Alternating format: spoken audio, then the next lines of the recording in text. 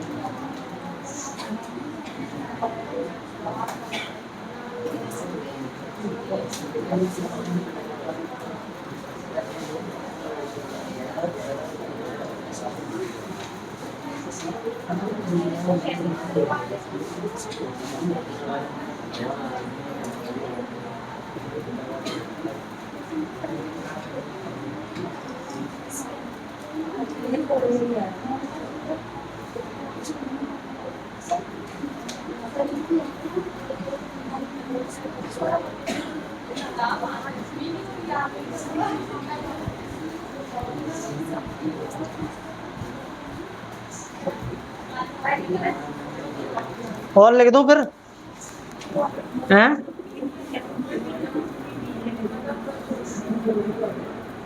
वैसे तो पूछा नहीं है पर लिख देता हूँ, ठीक है।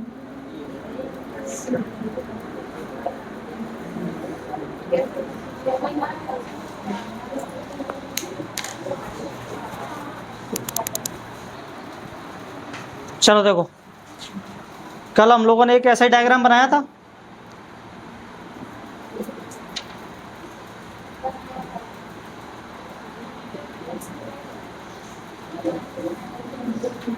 तो बताओ जरा, जो कल हम लोगों ने इनर सेल मास यहाँ पर था, वो इनर सेल मास कहाँ गया इस डायग्राम में से?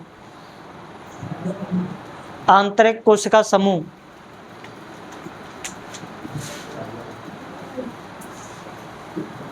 क्या हुआ था आंतरिक कोशिका समूह का, इनर सेल मास का, आईसीएम का?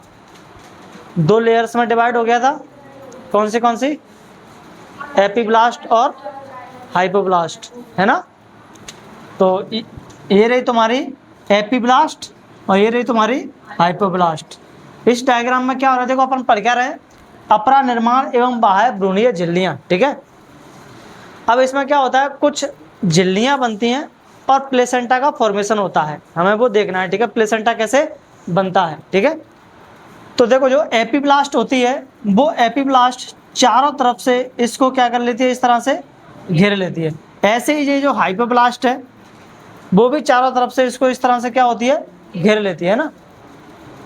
और एक झिल्ली सी बनती है यहाँ पर, इसके द्वारा जो झिल्ली बनती है इसको अपन बोलते हैं क्या, एमनियन। क्या बोलते हैं, कहाँ लिखा है एमनियन, ये लिखा है ना। ये जो बन रही है ना, ये क्या बोल रहे हैं, एमनियन बोल रहे हैं, ठीक है। और ये जो झिल्ली को बोल रहे हैं इसको अपन क्या बोल रहे हैं, एमनियन, एमनियोटिक कैविटी, है ना। अंदर ये जो खाली जगह है इसको अपन बोल रहे हैं एमनियोनिक कैविटी, यानी कि एमनियन गुहा। इसी में भरा होता है क्या, एमनियन द्रव, ठीक है।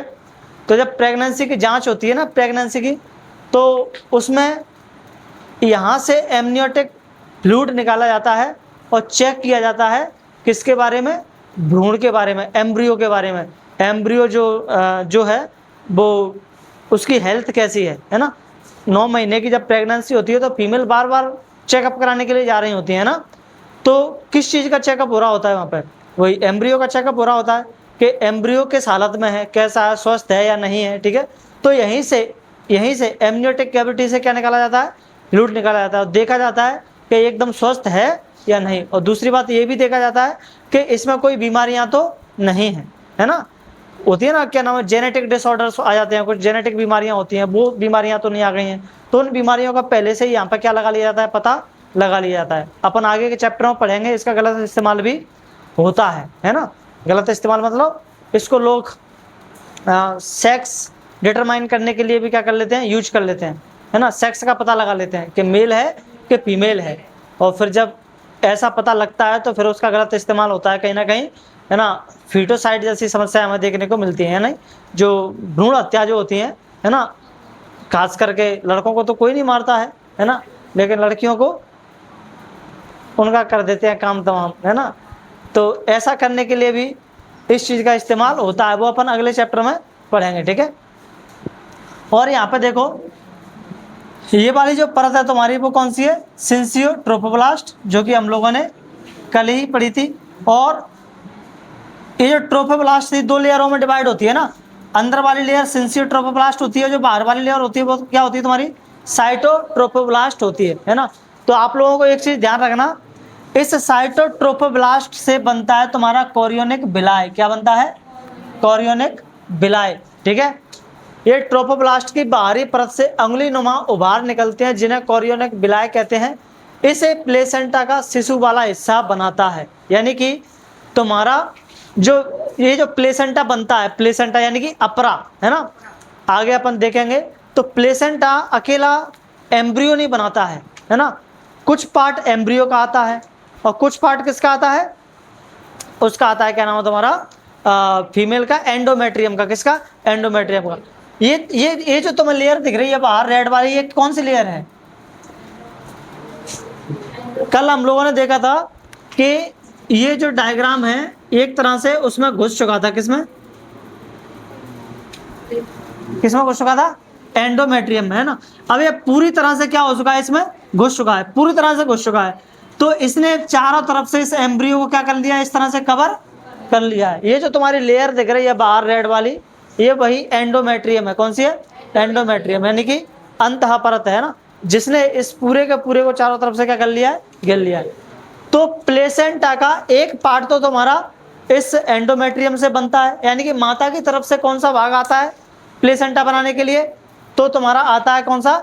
एंडोमेट्रियम, ठीक है। एंडोमेट्रियम ही होता है, चाहो तो आप लोग इसको लिख लो, है ना।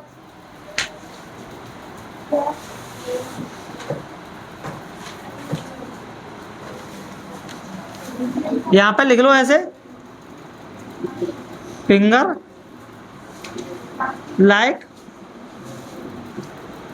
प्रोजेक्शन ऑफ एंडोमेट्रियम, एंडोमेट्रियम, ठीक है। अंतः पर यहां पर लिख लेना भाई, यहां पर प्लेसेंटा का माता वाला भाग, क्या जगह हो यहां पे तो लिख लो थोड़ा सा ना, यानी कि लिख लेना आप लोग क्या? अंतः परत की उंगली नुमा संरचना, अंतः परत की उंगली नुमा संरचना, ठीक है। इसमें लिखना है आप लोगों को, है ना। और ना लिखो तो कोई दिक्कत नहीं है, मैं आगे लिखा दूंगा। जगह हो तो लिख लो, ठीक है। जगह हो तो यहीं लिख लो, नहीं तो मैं अभी आगे प्लेसेंटा के बारे में पूरा लिखा दूंगा, ठीक है। प्लेसेंटा किसे कहते हैं मत लिखो, ठीक है, छोड़ो, नहीं लिखो अगर कचरा हो रहा हो तो, है ना, ठीक है। तो सुन तो लो, सुन लो बस, है ना, कि जो मैटरनल पार्ट होता है उसको कौन बनाता है? ये एंडोमेट्रियम क्या करती है? बनाती है। तो ये तुम्हारा जो बना है, ये वाला जो पार्ट बना है, ये वाला, इसको हम क्या कह रहे हैं? यही है तुम्हारा क्या? प्लेसेंटा। क्या है? प्लेसेंटा, यानी कि अपरा, जो कि किसके द्वारा मिलकर के बना है?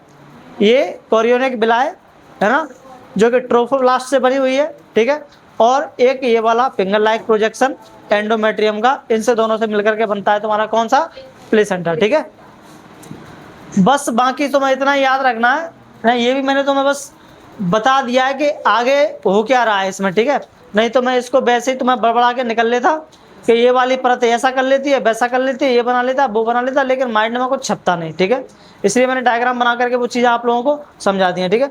एक क्वेश्चन यहाँ से अभी तक नहीं आए हैं, लेकिन एक क्वेश्चन यहाँ से 100% पूछा जाएगा, और वो पूछा जाएगा प्लेसेंटा किसे कहते हैं, है ना, जो कि मैंने अभी आप लोगों को लिखाया नहीं है, ठीक है। तो प्लेसेंटा किसे कहते हैं उसको अपन करते हैं ना। जो तुम्हारी हाइपोब्लास्ट थी, है ना,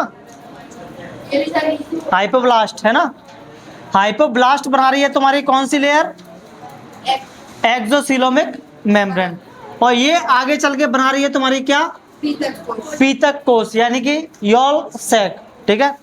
ये हाइपोब्लास्ट से ये बनी, और इसी से क्या बनी तुम्हारी? ये बनी, ठीक है। और इसमें तुम्हारी सबसे पहले यॉल्क सैक में, यानी कि बच्चे के अंदर, भ्रूण के अंदर जो सबसे पहले वो बनती हैं तुम्हारी रक्त कोशिकाएं, वो कहाँ पर बन रही होती हैं? इसी में बन रही होती है ना कोशिकाएं, यानी कि blood cells, early blood cells. तो अगर आप लोगों से पूछा जाए कि अर्ली ब्लड सेल्स का फॉर्मेशन कौन करता है, तो कौन करता है? यॉल्क सैक, ठीक है। और इस प्रोसेस को हम बोलते हैं बायोलॉजी की भाषा में एरिथ्रोपियोसिस। क्या बोलते हैं इसको? ये क्या है? इसका मतलब क्या है? इसका मतलब है ब्लड सेल्स का बनना, अर्ली ब्लड सेल्स का बनना, प्रारंभिक रक्त कोशिकाओं का बनना। ठीक है, ऐसे लिख लेना उसको इंग्लिश में ही, हिंदी में लिखना है तो इसकी हिंदी लिख देना। ठीक है, हटा दो ना। एमनियन कैविटी के बारे में यहाँ पर किसके बारे में लिखा था? एमनियन के बारे में लिखा था, है ना? पूछेगा नहीं, पर फिर भी मैंने लिख दिया है। ठीक है, शायद पूछ ले, पूछेगा क्या सर, वो बता दो बस, है ना?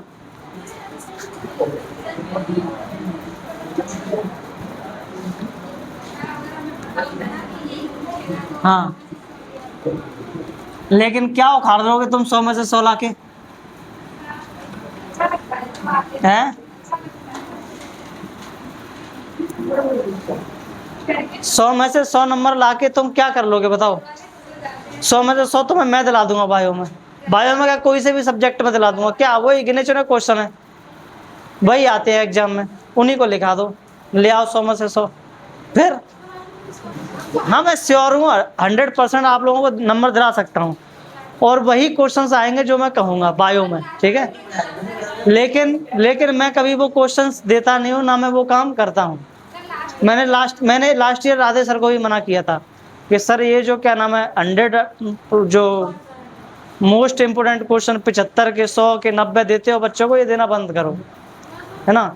इससे क्या है कि बच्चे पढ़ते ही नहीं है, बस उन्हीं के चक्कर में रहते हैं, टॉप 100 के चक्कर में। तो हो सकता है इस साल से तो वो फिजिक्स के क्वेश्चन भी ना मिले, पर मुझे लगता है वो मानेंगे नहीं, दे देंगे ऐसे बच्चों के लिए जो दिमाग से गरीब है ना? दिमाग से गरीब तुम लोग सोचते हो कि हम दिमाग से गरीब हैं, है ना? और तुम जैसा सोचोगे वैसा ही दिमाग काम करने लगे। हमारा पूरा का पूरा जो ब्रेन काम करता है ना, हमारी थिंकिंग के हिसाब से ही काम करता है। तुम जैसा सोचोगे वो वैसा ही काम करेगा। तुम सोचते हो कि हमें कोई सब्जेक्ट नहीं समझ में आता, लेकिन तुम सोचना शुरू कर दो कि मैं इसको समझ के मानूंगा या मानूंगी, चाहे कुछ भी हो जाए, ठान लो, और फिर देखो तुम्हारी क्षमताएं कैसे बढ़ती हैं समझने की। मात्र 21 दिन प्रयास करो उस चीज को समझने का बस, और 21 दिन के बाद अगर वो चीज ना समझ में आने लगे तो कहना मेरे से। लेकिन 21 दिन तन मन धन से एकदम समझने की कोशिश करना, जो चीज आप लोगों को नहीं समझ में आ रही हो उस चीज को समझने की। ठीक है, ये देखो, ये वर्ड तुम्हें मैंने एक दिन ओटी में बताया था ना, ये गैस्ट्रुला वर्ड आया था, है ना, ओटी में एक दिन।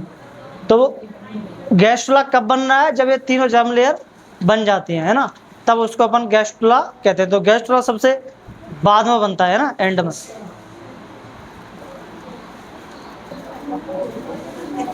चलो कुछ क्वेश्चंस बताओ मेरे को, फिर चले जाओ। ठीक है,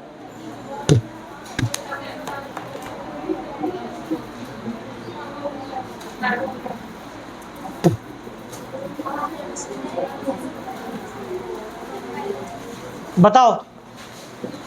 भ्रूणीय विकास की वह अवस्था क्या कहलाती है जिसमें 3 प्राथमिक जनन स्तरों एक्टोडर्म, एंडोडर्म और मीजोडर्म का निर्माण होता है? गैस्ट्रुला। ठीक है, तो एक क्वेश्चन लिख लो, है ना, इसको लिख के लेके आना। ठीक है, गैस्ट्रुला किसे कहते हैं?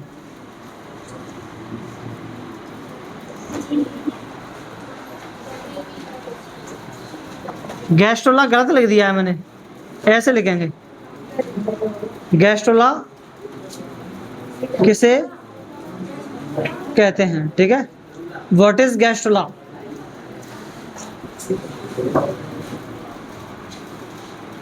What is gastrula? ये क्वेश्चन आप लोगों से पूछा जा सकता है यहां से, है ना, 2 नंबर में।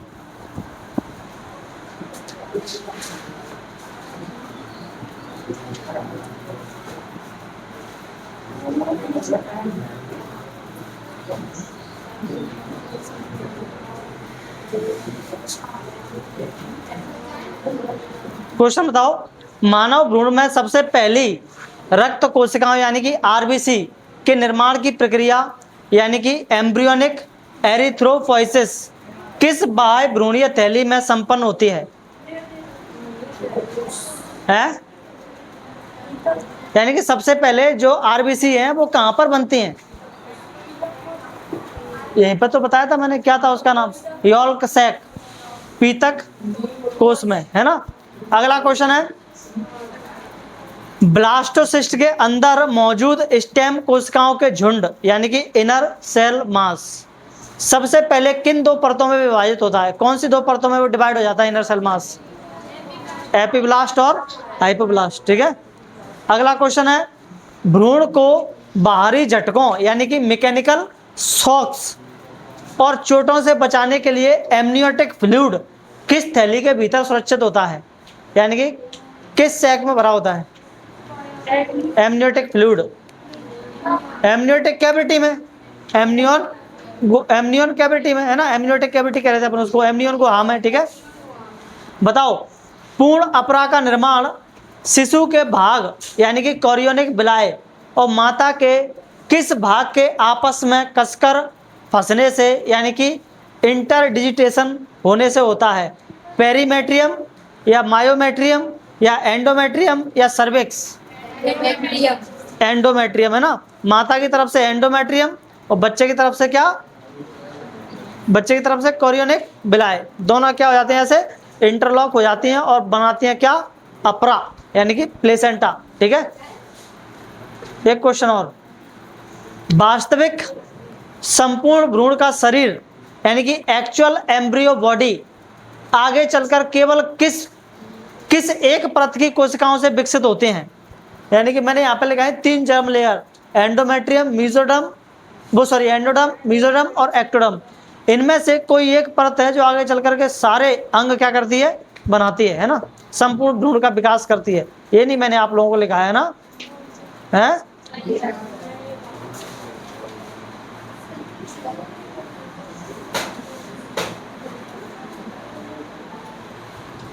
चलो मैं कल लिखाता हूं इनके बारे में, ठीक है। चले जाओ, एक क्वेश्चन और बताया जाते जाते, मन कर रहा है मेरा। यदि हम भ्रूणीय विकास की अवस्थाओं को उनकी कोशिकाओं की बढ़ती संख्या के सही क्रम में सजाएं तो सही विकल्प क्या होगा? यानी कि जब एम्ब्रियो का डेवलपमेंट हो रहा था तो अपन उसमें सेल बढ़ रही थी, पहले 1 थी, फिर 2 थी, फिर 4 थी, फिर 16, 32 ऐसे हुई। ऐसे अगर हम उसको क्रम से सजाएं तो उसका सही क्रम क्या होगा? ऑप्शन है, सबसे पहले मोरुला, जायगोट, ब्लास्टुला और गैस्ट्रुला। नहीं, दूसरा ऑप्शन है जायगोट, मोरुला, ब्लास्टुला, गैस्ट्रुला। यही सही है? चलो ठीक है, फिर जाओ, एक और ठीक है, चलो जाओ।